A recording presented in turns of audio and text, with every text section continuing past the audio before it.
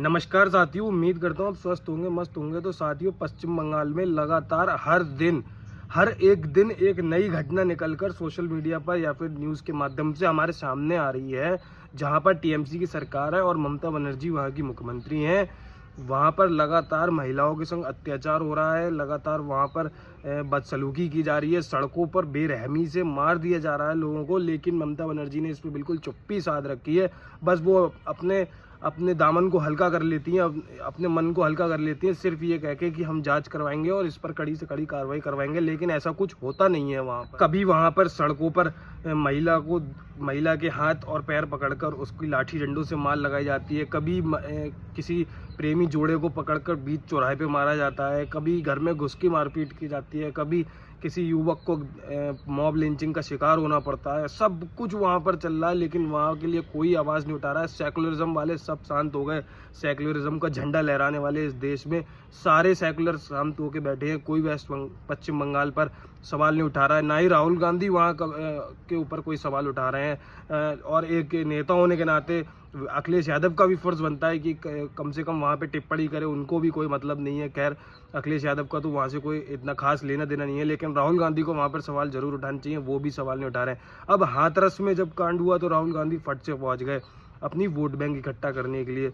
अखिलेश यादव इसलिए वहाँ नहीं गए क्योंकि अखिलेश यादव को उन बाबा से बहुत अच्छे संबंध थे। अब वो वहाँ जाते या फिर कोई कार्रवाई की मांग करते बाबा के खिलाफ में, तो उनकी वहाँ पर वोट बैंक कम हो जाती कि उनका पिछड़ा वर्ग का जो वोट है वो उनको कम पड़ जाता। बाबा किस अखिलेश यादव के संबंध भी थे।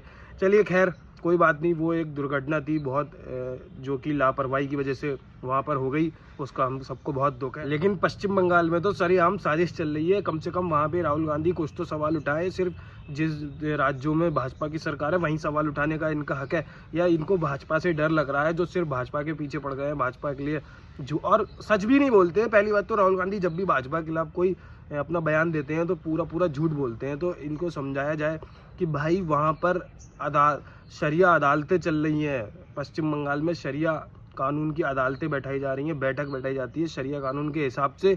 वहाँ पर जस्टिस दिया जा रहा है लोगों को। ये चीज़ दिखाई क्यों नहीं दे रही है राहुल गांधी को? और इस देश के सेकुलर जितने भी हैं उनको ये चीज़ क्यों नहीं दिखाई दे रही है? और वो जर्मन में बैठा हुआ ध्रुव राठी, उसको भी ये चीज़ दिखाई नहीं दे रही है। रवीश कुमार तो बिल्कुल मौन धारण करके बैठे हुए हैं, जैसे ममता बनर्जी से पता नहीं उनका कितना अच्छा याराना। और मैं खासकर उन लोगों से भी एक सवाल पूछना चाहता हूँ जो लोग ये कहते हैं कि मोदी के हाथ में या फिर भाजपा के हाथ में देश सुरक्षित नहीं है, संविधान सुरक्षित नहीं है। वो एक काम करे, उनको सीधे खर्चा मैं दूंगा, वो एक बार जाके पश्चिम बंगाल में रह के आए और वहाँ अपना कम से कम एक हफ्ते गुजारा करके आए, वहाँ की स्थिति को अपनी आंखों से एक बार देख के आए कि वहाँ की क्या स्थिति चल रही है।